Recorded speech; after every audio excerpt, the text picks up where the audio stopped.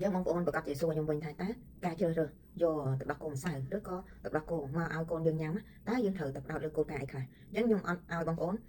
មកជឿតាមអ្នកណាមួយឬក៏ជឿតាមខ្ញុំឬក៏ត្រូវធ្វើមកនិយាយប៉ុន្តែខ្ញុំឲ្យបងប្អូនចេះរើពី3ចំណុចដែលជាចំណុចចាំបាច់ក្នុងនាមយើងឪពុកម្ដាយហើយយើងបងប្អូនដឹងតែហ្វូឡូតាម fan ណាឬក៏តាមគ្រូពេទ្យណាណែនាំតែបងប្អូនត្រូវចេះរើខ្លួនឯងអញ្ចឹងគោលការណ៍ទី1បងប្អូនត្រូវជ្រើសរើសក្រុមហ៊ុន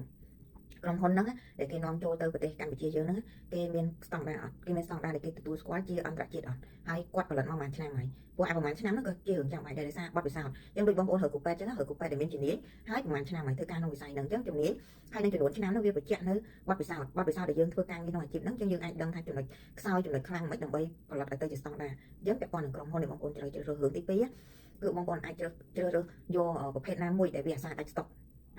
សំដៅលើកូនយើងកំពុងតែផឹកស្រាប់តែពេលហើយវាដាច់ស្តុកចឹងបងប្អូនទៅដោះដូរមួយកាតព្រោះឯក្មេងកាលណាត្រូវមួយណាគឺវាត្រូវកូននឹងពិចារណាត្រូវហ្នឹងយើងហ៊ានទៅដោះដូរយើងការអាចខុសចឹងក្រុមហ៊ុនដែលអត់ដាច់ស្តុកហើយតើនៅក្នុងប្រភេទដែលយើងជ្រើសរើសហ្នឹងយើងត្រូវមើលរូបមន្តហ្នឹងតើត្រឹមត្រូវតាមស្តង់ដារអត់ដោយរូបមន្តនេះបងប្អូនផ្ដោតសំខាន់ទៅលើអី